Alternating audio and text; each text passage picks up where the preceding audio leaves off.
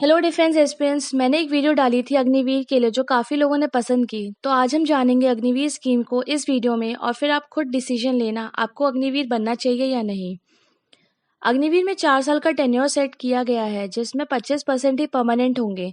ये scheme government की scheme है जिसमें मिनिस्ट्री ऑफ डिफेंस ने भी अप्रूव किया है। ये स्कीम किसी को बहुत अच्छी लगी, किसी को नहीं। किसी का दिल टूटा है इस स्कीम से और सबसे गलत तो उन लोगों के साथ हुआ है जिनका फुल सिलेक्शन हो गया था पर बाद में कैंसिल कर दिया गया। अब अगर डिफेंस फोर्सेस की प्रिपरेशन कर रहे हो और आपको अग्निवीर भर्ती सही लगी तो आप मोस्ट वेलकम है डिफेंस फोर्सेस में। अगर आपको ये स्कीम नहीं पसंद तो आप गवर्नमेंट के अगेंस्ट क्या कुछ कर सकते हो या सीनियर अथॉरिटीज ने जो डिसीजन लिया है उसके अगेंस्ट में। जब आपको पता है कि आप कुछ नहीं कर सकते और आपको ये पसंद भी नहीं है तो मत आओ फिर। पर ये जो आप नेगेटिव कमेंट्स लिखते हो, जो आना चाहते हो उनको डिमोटिवेट करते हो, ये गलत है। अग्निवीर स्कीम आई है, आपकी मर्जी है बनो या मत बनो, पर किसी को फोर्स नहीं किया गया है कि बनना ही है। आप बात करते हैं पैशन की, सपने की। सबका पॉइंट ऑफ व्यू अलग अलग है। कुछ लोगों को आर्मी की यूनिफॉर्म 2 दिन के लिए भी मिल जाए उनका सपना पूरा हो जाता है। उनको 1 साल के लिए अगर आर्मी में बुलाएं तो वो आएंगे। कुछ लोग पैशन से ऊपर सैलरी, पेंशन, फैसिलिटी ये सब रखते हैं, तो ये फिर जज करते हैं कि जाने में फ़ायदा है या नुकसान। अगर आपको लगता है कि आने में नुकसान है, आप बाहर बहुत कुछ कर लोगे, तो मत आओ फिर। अगर इतनी ही प्रॉब्लम है इस स्कीम में तो क्यों भर रहे हैं इतने लोग फॉर्म। हर किसी के घर की कंडीशन अलग अलग होती है। जिनकी फैमिली इकोनॉमिक कंडीशन अच्छी है वो लोग किसी भी चीज़ की अच्छाई या बुराई जज करते हैं, फिर डिसीजन लेते हैं। पर कुछ लोग के घर में बहुत प्रॉब्लम है, उनके पास ऑप्शन नहीं है। आर्मी उन्हें एक बेस देती है, आपको सैलरी मिलेगी एंड 4 साल के बाद पैसे। आप उससे फैमिली सपोर्ट कर सकते हो। कुछ लोग लिखते हैं बहुत बच्चों ने सुसाइड किया है। यार आप डिफेंस फोर्सेस में आना चाहते थे, अगर वो नहीं हो पाया तो क्या सुसाइड करने से सपना पूरा हो जाएगा। क्या हमारी फैमिली को हम खुशी दे रहे हैं ये करके। क्या हम भर है कि देश की सेवा नहीं कर सकते।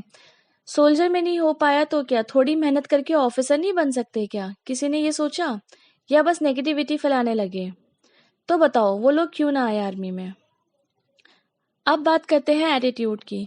पॉजिटिव एटीट्यूड वाले ये सोच रहे हैं कि मैं अच्छा परफॉर्म करूंगा और 25% में आ जाऊंगा। नेगेटिव एटीट्यूड वाले पहले ही डर गए। वो डायरेक्ट बोल रहे हैं 4 साल बाद हम बेरोजगार हो जाएंगे। तो ये बताओ घर पे बैठ के आपके पास रोजगार था क्या। आपके अंदर क्यों कॉन्फिडेंस नहीं है कि परमानेंट हो जाओगे। मान लो नहीं भी परमानेंट हो पाए तो क्या यहाँ का एक्सपीरियंस आपको बाहर काम नहीं आएगा। तो बताओ क्या बुराई है इसमें। कुछ लोग कमेंट्स में लिख रहे हैं कि पहले खुद आर्मी के बारे में जानो फिर बात करो। पहले मैं उनको बता दूं कि मेरी पिछली 3 जनरेशन डिफेंस फोर्सेस में है, तो मुझे ज्ञान मत दो। बहुत से लोग डिफेंस में आ जाते हैं और बोलते हैं गलती से आ गए, बाहर होते तो बहुत कुछ कर लेते। अब ये स्कीम आई है, अगर आपको लगता है बाहर बहुत कुछ कर सकते हो तो अब निकलो। मैं भी देखती हूँ कितने झंडे गाड़ते हो। अब बात करते हैं उन लोगों की जो अग्निवीर बनना चाहते हैं। देखो आप मेहनत करो, किसी की मत सुनो। जो लोग आपको मना कर रहे हैं या तो उनके अंदर कॉन्फिडेंस नहीं है कि वो फिजिकल टेस्ट पास कर पाएंगे या फिर रिटन टेस्ट फेल हो जाएंगे, ये डर है। कुछ तो ऐसे ज्ञानी बैठे हैं जिन्होंने फौज का कोई एग्जाम क्लियर नहीं किया पर मुफ्त का ज्ञान देते हैं। इनके लिए वो कहानी सुनी होगी आपने, अंगूर खट्टे हैं, खुद से हो नहीं पा रहा इसलिए दूसरों का होने मत दो। अच्छा आप ये बताओ, 2 लोग हैं। नंबर 1, वो जो अभी कंफ्यूज है लाइफ में क्या करना है। ग्रेजुएशन कर रहा है पेरेंट्स के पैसों से एंड उसके बाद जॉब ढूंढ रहा है। दूसरे नंबर पे है एक बंदा जो सेम एज का है, वो अग्निवीर बना, उसने आर्मी की एडवेंचरस लाइफ जी। वो अब military planning, tactics, weapons, parade ये सब में ट्रेंड है। उसने अपने पैसों से फैमिली को सपोर्ट किया, उसने पैसों से ही ग्रेजुएशन की। अब उसके पास डिफेंस फोर्सेस का एक्सपीरियंस सर्टिफिकेट है जो कि पैरामिलिट्री फोर्सेस में यूज़ कर सकता है। एंड उसके अंदर का कॉन्फिडेंस है क्योंकि उसकी पर्सनैलिटी डेवलप्ड हुई है। उसको कॉम्पिटिटिव एग्जाम्स देने का एक्सपीरियंस है। अब आप बताओ दोनों में ज़्यादा बेटर कौन है। कुछ लोग इसमें बोलेंगे कि नहीं वो बेटर है जिसने सिंपल ग्रेजुएशन की, तो भाई आप करो ना वही। पर जो अग्निवीर बन रहा है उससे मत रोको क्योंकि आपकी तरह वो इंटेलिजेंट नहीं है। कुछ लोग कमेंट्स में लिख रहे थे कौन पेरेंट्स भेजेगा शहीद होने के लिए। तो भाई जब पहले 15 से 20 साल के लिए लोग भर्ती होने थे तब क्या पेरेंट्स शहीद होने के लिए उन्हें भेजते थे। डिफेंस फोर्सेस की लाइफ एक रिस्की लाइफ है और अनप्रिडिक्टेबल है। शहीद होना कभी कोई नहीं आता। कोई कहता है अग्निवीर 4 साल बाद निकल जाएंगे, फिर गार्ड की नौकरी करेंगे। मुझे बस ये कहना है कि जितनी फिक्र आप दूसरों की कर रहे हो उतनी खुद की करो तो आपके लिए बेहतर रहेगा। अगर आप इतने टैलेंटेड हो तो एनडीए सीडीएस दे के ऑफिसर बन जाओ।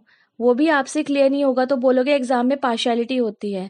आप अग्निवीर एग्जाम क्लियर करो ना, फिर ट्रेनिंग पे मत जाओ तो लगेगा कि आप में कैपेबिलिटी है।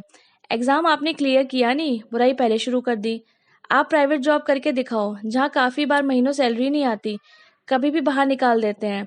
अगर किसी को 4 साल के लिए ही जॉब सिक्योरिटी मिल रही है तो प्रॉब्लम क्या है। अगर बात करें अग्निवीर स्कीम की तो डिफेंस में भी अभी क्लैरिटी नहीं है कि इनका क्या रोल रहेगा, ये सक्सेसफुल होंगे या नहीं। क्या इससे वो ग्रुप बॉन्डिंग आ पाएगी या नहीं जो पहले होती थी जब लोग सालों साल साथ रहते थे। क्या इतनी कम ट्रेनिंग में इतने कम एक्सपीरियंस के साथ बंदे काम कर पाएंगे। ये एक चैलेंज डिफेंस फोर्सेस के लिए भी है। एंड अगर कभी भी हायर अथॉरिटीज को लगेगा कि ये सक्सेसफुल नहीं हो पा रहा है तो क्या पता सभी अग्निवीर को परमानेंट करने का डिक्लेरेशन आ जाए। तो just hope for the best. तो मैं लास्ट में मुझे यही बोलना है कि अगर आप अग्निवीर बनना चाहते हैं तो defence forces the most welcome है। एंड आने वाले टाइम में मैं इंपॉर्टेंट जीके क्वेश्चंस अपलोड करूंगी। एंड जिनको अग्निवीर नहीं बनना तो ये आपकी चॉइस है, आपको कोई फोर्स नहीं कर रहा है।